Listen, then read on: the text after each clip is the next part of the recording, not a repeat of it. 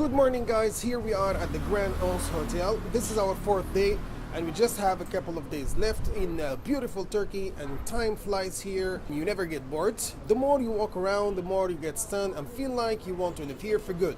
Would you like to know what we have on the menu today? If you're interested, please continue watching this video.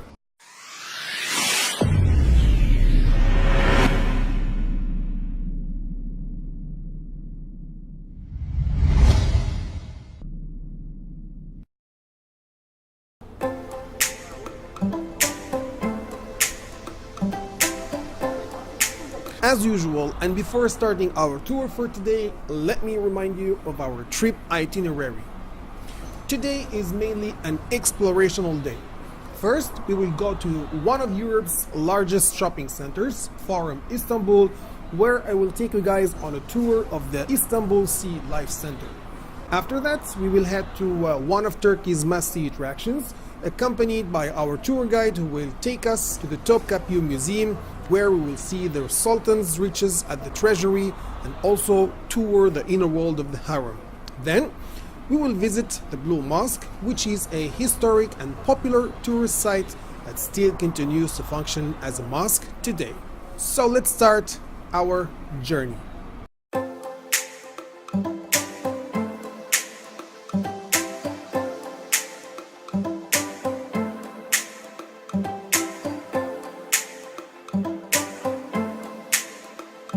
We've just arrived at Forum Istanbul Mall, which is one of the largest shopping centers in Turkey. As usual, and before getting in, we have to get scanned for security purposes. And when you come here, you are always in safe hands.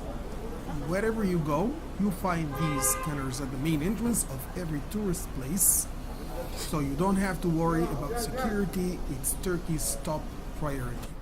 So keep calm and relish yourself. Before starting our adventure in the Sea Life Center, I'm going to do a little tour of this mall so you can get an idea about it. This large mall has something for everyone. It provides different kinds of entertainment and they are just a stone throw away from each other. If you want to have fun with your kids, you can find a large playroom. If you want to relax and chill out, you can find cafes and restaurants. If you're the kind of person who is interested in shopping, you can find world-famous brands. And those shopaholics among you will surely enjoy a visit, and they will certainly lose themselves in these stores. But for me, I'm not into shopping that much. I'm the kind of person who wants to explore and discover new places and relish new experiences. So, let me take you guys along an exciting adventure in the Sea Life Center. Hey guys, today I'm taking you on a tour of the Istanbul Sea Life Center to discover some amazing sea life and explore the wonders of the ocean. So if you'll pardon the pun, let's dive in now. This is the reception of the aquarium where you can get your tickets. As you can see, once you come in, you start getting immersed in the adventure and you get the feel that you are under the sea. But before starting your tour, the staff here will take some pictures of you and edit them for you. And there is no obligation to buy them. If you like these pictures, you can get them as a souvenir.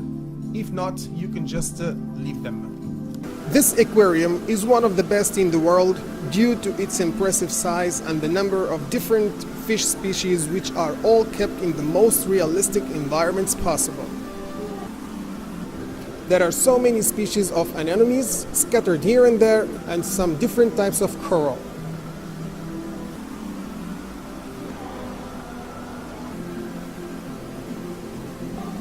This pathway leads you along a geographical route starting from the Black Sea all the way to the Pacific. As you can see, the tanks are decorated really authentically, giving you a realistic view of life under the sea. You can almost reach out and touch the fish.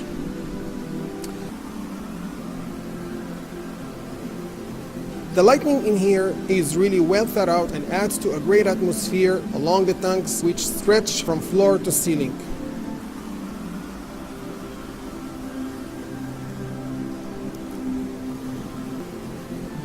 The fish have enough freedom and space to move in large shoals, and from this vantage, you really do feel like you are under the sea.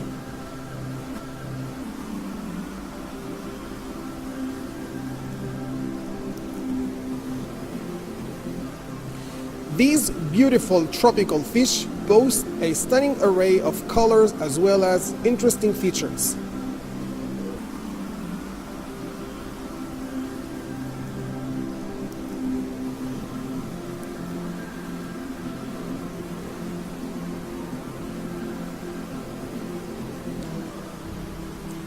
Along the way, there are activities and information for the children, which makes it fun and interactive for families and helps to educate people about sea life. Though most people fear them, it's hard not to respect such majestic animals as they effortlessly glide through the water.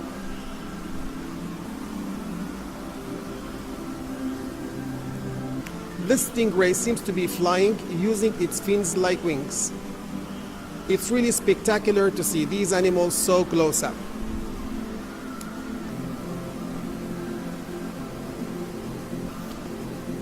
And now for the best part and the moment I've been waiting for. This amazing tunnel features some of the largest fish at the aquarium, with the most spectacular ones undoubtedly being the sharks, which literally swim over your heads and all around. It's really spectacular to see these animals so close up.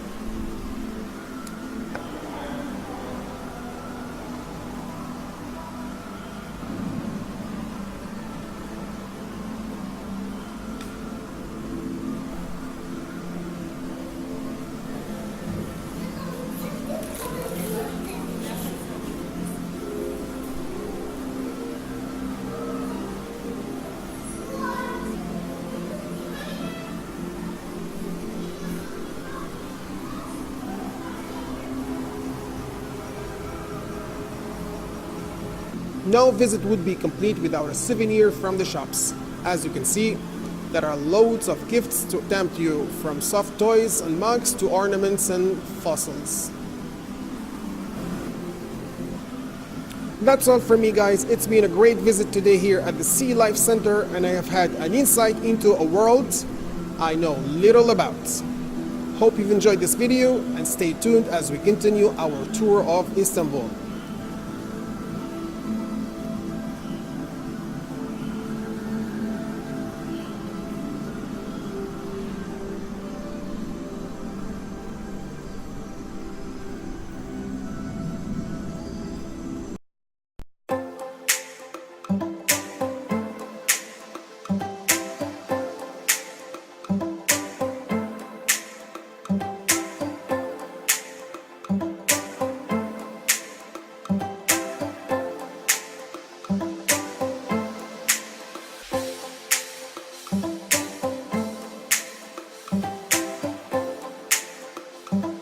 We are now at the main entrance of the Top-Kapi Museum in beautiful Istanbul. This palace is the primary residence of the Ottoman sultans for over 400 years. It is such an extravagant and historic palace. So let's go and take a walk. Come on.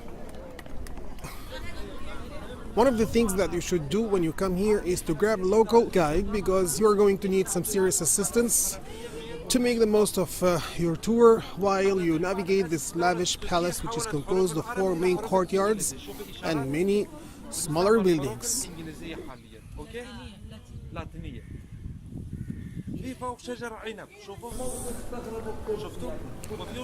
The guide is pointing to a place where there are 2 trees, a vine and a fig tree, explaining their significance by saying that the fruit of these 2 trees are among the ones we find in paradise, and that their being there is a reminder to Muslims of the importance of praying, as this is their only way of going to have access to paradise.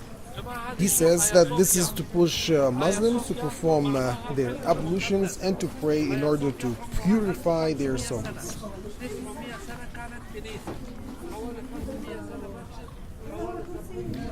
Then he points to Hagia Sophia, whose meaning he says is knowledge of the sacred.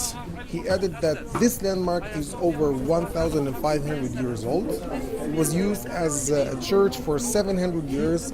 Then it was turned into a mosque, and was used that way for 500 years.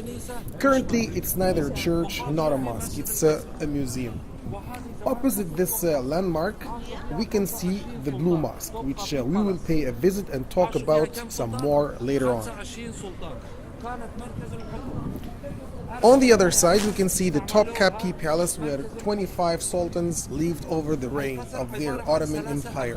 This palace was the center of the government of the empire for 400 years. It has 3 gates. The main one in the middle is called the Sultan's Gate.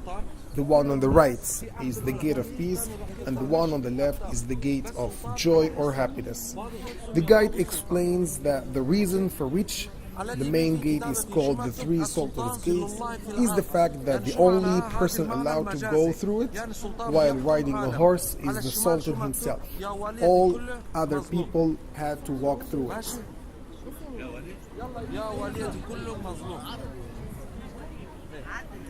On the gate on the right, we can read the Sultan is God's shadow on earth, which means that the Sultan was the only one who ruled the earth at that time.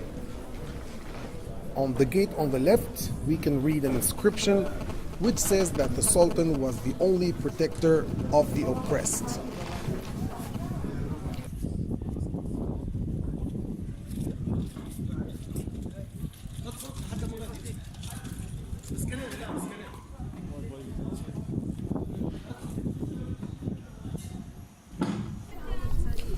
I'm going to give you now some background information about this royal compound, which was home to over 4,000 people. The most popular area on the premises is the imperial harem, which is said to be the private chambers for the sultan's mother, wives, and family. The colorful rooms and walls are incredible sights. As we keep moving through the different sections of this palace, you can discover the kitchen facilities, imperial furnishings, and even the Sultan's weaponry. The most alluring attraction of all is the treasury section. You can also see the royal jewels, including this unbelievable 86-carat diamond.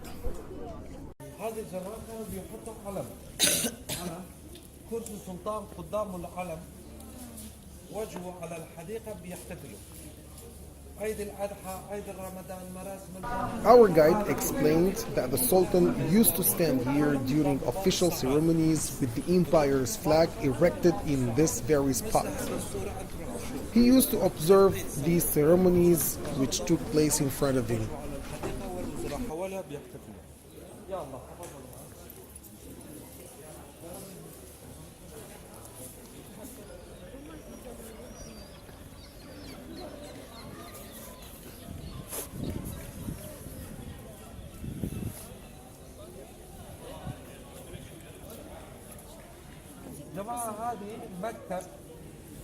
As we move inside the palace, we can see this white building which used to serve as a school.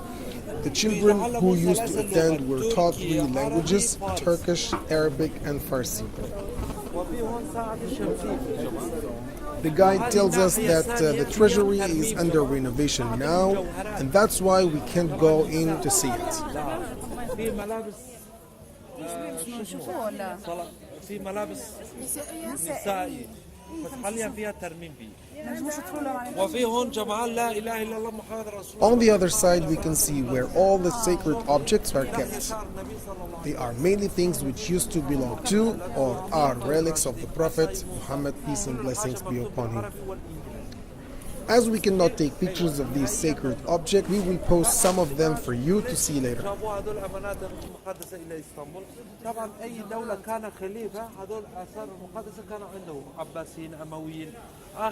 The reason for which these artifacts were brought to Istanbul is that the last person to rule the Islamic world was Sultan Selim, whose reign started in 1517. He transferred them all to the capital of the Turkish Empire to symbolize his having taken control of the Islamic world at that time. The guide says that they've been well kept in this palace over the generations ever since.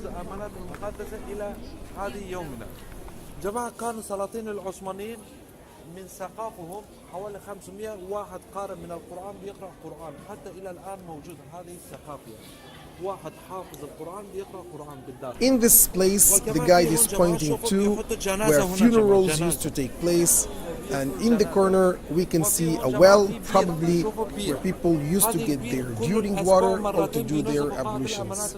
This is the museum where we will find the belongings of the Prophet Muhammad, peace and blessings be upon him. So since we are not allowed and it is strictly prohibited to take any pictures, make any videos, so I'm going to see that for myself, but I'm going to try to post some pictures about some of the things that I have seen in this wonderful and mind-blowing museum.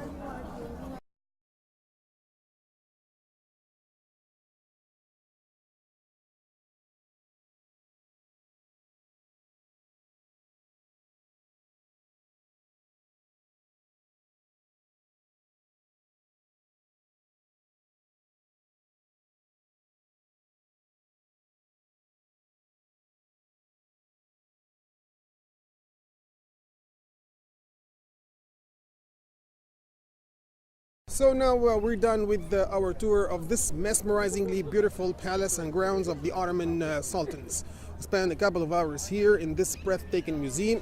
The artifacts on display date as far back as the time of the Crusades, and the original armor and the weapons here date back to the time of the Ottoman Sultans. This museum is a must-see place during your stay in Istanbul. It's very rich in Turkish architecture, furnishings, mosaics, artifacts, and history. So if you really want to relish your visit to this wonderful place, it's best to take a tour guide to understand the history over the years and the significance of what you view. With such amazing views of the city, it's a fitting feature for such an amazing place. So whether you are into the history or architecture of this place, just appreciate learning about this must-see palace next time you are in Istanbul.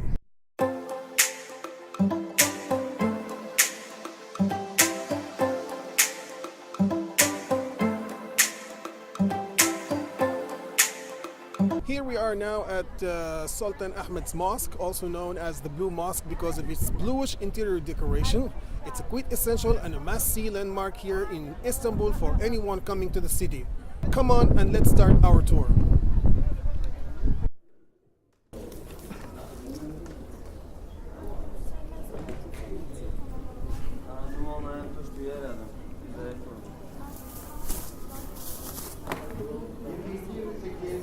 As you can see here, there are certain regulations concerning entering this mosque. Tourists have to abide by certain regulations since this is a place of worship. Before stepping into the mosque, you have to take off your shoes and put them in plastic bags provided at the entrance, and they are free of charge. This is required of all persons as part of the Muslim tradition when entering a mosque. There is also no charge to enter the Blue Mosque. If you are a woman, you ought to wear a head covering when you enter the Blue Mosque. Head coverings are also available at the entrance for free. You should follow the garment regulations shown in pictures inside and outside the mosque. As for men, they also had to cover their legs and opt for loose clothes and avoid singlets and vests. When you are inside the mosque, you should remain quiet during prayer times. Since this is a place of worship, you should avoid staring and taking pictures of those who are praying. Visitors should use the visitors' areas only and follow the instructions by the staff who has the official ID.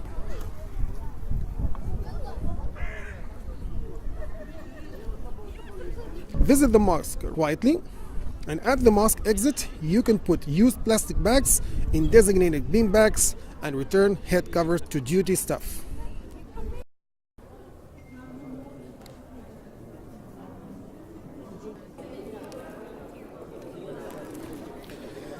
So I'm going to give you now some background information about this amazing mosque. It was built during the early 1600s under Sultan Ahmed's rule over the Ottoman Empire. The Blue Mosque has been an Istanbul landmark for centuries.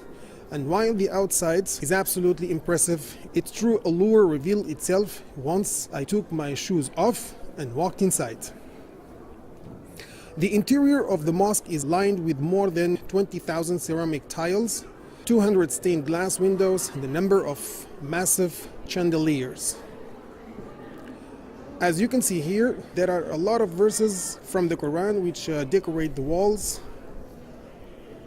While my local guides explained the details of all the religious and historical significance, I stood there in awe of all of its beauty.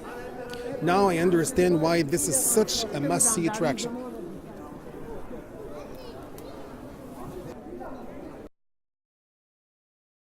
That's all for me, guys. Thank you for watching. If you enjoyed this video, make sure to subscribe to our channel and to give it a big thumbs up. We will post a new video about day 5 of our trip in Turkey next week. So stay tuned and see you next week. Bye. As usual, in this part of the video, we will review some of the language points we saw in part 1. In this first slide, we will present the main items we will be looking at. Under nouns, we have the words belongings, artifact, a shoal of fish, species, coral, a place of worship. Under adjectives, we will see extravagant, lavish, explorational, bluish, majestic, and close up. As to adverbs, we will explain effortlessly and mesmerizingly. The expressions we will explain are to be in the safe hands and if you'll pardon the pun.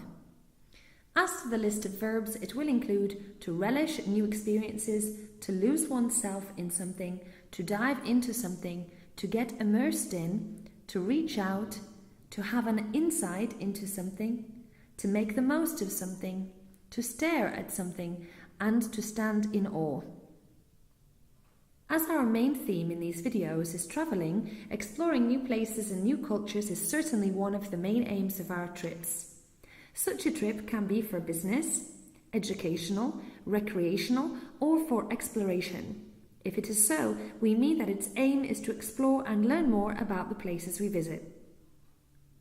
This exploration can give you an insight into the world around you, and what is meant by that is that we can have a clear and deep understanding of it. Well-organised tours and trips can be relished because they are fun and enjoyable. The pleasure in these experiences can go so far as to make you get immersed in the experience. This happens when you become completely involved in the adventure, just as you get immersed in water when you go swimming. A pun is a play on words, usually humorous, and comes from the different meanings of some words. When using a pun, you might comment by saying pun intended if you mean what you're saying, or no pun intended when you aim at a different meaning of the word. When that is the case, this is the same as pardon or excuse the pun. When we talked about visiting SeaWorld in Istanbul, we mentioned the word dive, which literally means to jump into the water. But because we're talking about a new experience and because we wanted to enjoy it fully, we used let's dive in to mean let's go in and enjoy it. This should explain what we mean by pun more clearly. When something or someone is near you, we say that you can see it close up, especially if you try to reach out and touch it. In part 1 of this video, we saw several types or species of animals. The word species can be said to indicate different sets of animals or plants whose members share similar characteristics. Among the things you can see when you go diving is coral, which is an organism which is formed at the bottom of the sea and is used as habitats by some animals. The picture you see here shows you the coral that is used for jewellery. It's reddish in colour, and in Tunisia it grows in the north of the country, more specifically on the coast of Tabarka. Animals form groups when they move. We can say a crowd of people, a herd of sheep, and a shoal of fish. Some of the species we saw on the video, like stingray or the shark, are really large and sometimes frightening. We describe them as majestic because of that. Seeing such animals can be so enjoyable that you can lose yourself in this experience. This means that you become so engrossed in what you're experiencing that you lose touch with reality. If you're in safe hands, we mean that you are secure and have nothing to fear. You risk nothing because you're sure you won't be harmed. If something belongs to you, that means that you have it or own it. It is one of your belongings or the things you own. As to the word artifact, it simply means an object that was made in the past and thus has become part of the culture and the tradition of that country.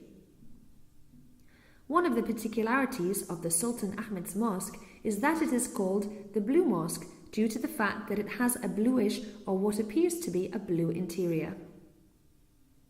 When standing in front of such landmarks as this mosque, or when facing these majestic animals we talked about earlier, we can't help standing in awe in front of them. When you stand in awe, you have a great amount of respect and admiration for that particular thing, person, or event. The mosque, the church, and the synagogue are all places of worship. You can go there and practice the rites of your religion. When we describe something as being lavish, we are saying that it is either large in quantity or volume, such as a lavish party, or expensive and impressive, such as the palace you see here. In this context, lavish can be a synonym of luxurious. The other way to describe such things or places can be by saying that they are extravagant, which means that they are beyond reasonable dimensions. In certain situations, you may have the feeling that you have to make the most of something you're experiencing. This happens when you want to enjoy it as much as you can because it will be over soon. When we say that something or someone is mesmerizing, we mean that they have captured our full attention as if by magic. That is why they can have a mysterious aspect that will make you want to continue looking at them. Certain tasks can be difficult to do, and that's why we may need to make some effort to do them, but other things you can do effortlessly, either because they are easy to do or because you have enough strength to make them look easy. That's why you do them without any effort. Now let's move on to grammar. The grammar point we will tackle in this video is modal verbs. The first one is ought to, which is used to show when it is necessary or would be a good thing to perform the activity referred to by the following verb. The example we have here is, if you are a woman, you ought to wear a head covering when you enter the Blue Mosque. The second one is have to. It is used to say or ask what the correct or best thing to do is. Our example here is, as for men, they also have to cover their legs and opt for loose clothes and avoid singlets and vests. The last one is with should. It is used to say or ask what the correct or best thing to do is. It is used to give advice. The example we can give is, visitors should use the visitors areas only and follow the instructions by the staff who have official ID forms. That's all from me, guys. Thank you so much for watching our video. I hope you enjoyed it. If you did, please give it a big thumbs up and make sure to subscribe to our channel so that you can get notified whenever we upload a new video. Next week we will post another video about what we did on day 4. Stay tuned.